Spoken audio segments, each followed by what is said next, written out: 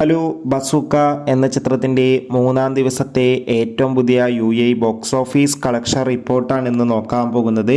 വീഡിയോയിൽ മുൻപ് video like ചെയ്യുക, ചാനൽ സബ്സ്ക്രൈബ് ചെയ്യുക.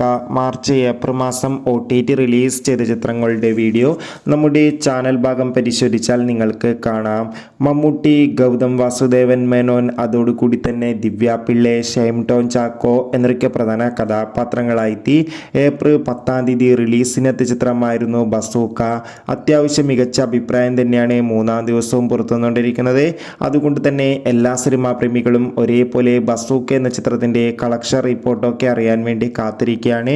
മൂന്നാം ദിവസത്തെ കേരള ബോക്സ് ഓഫീസ് കളക്ഷൻ റിപ്പോർട്ടൊക്കെ പുറത്തുവന്നിരിക്കുകയാണ്. മൂന്നാം ദിവസവും അത്യാവശ്യം മികച്ചൊരു ബുക്കിംഗ് ആയിരുന്നു ചിത്രത്തിന് UAE നടന്നത്. 1 കോടിക്കടുത്ത് വരെ UAE നിന്ന് മൂന്നാം ദിവസം കളക്ഷൻ നേടിയെടുക്കാൻ വേണ്ടി സാധിക്കുമെന്നാണ് ട്രാക്കിംഗ് റിപ്പോർട്ടുകൾ സൂചിപ്പിക്കുന്നത്. കാത്തിരിക്കാം. Bye bye.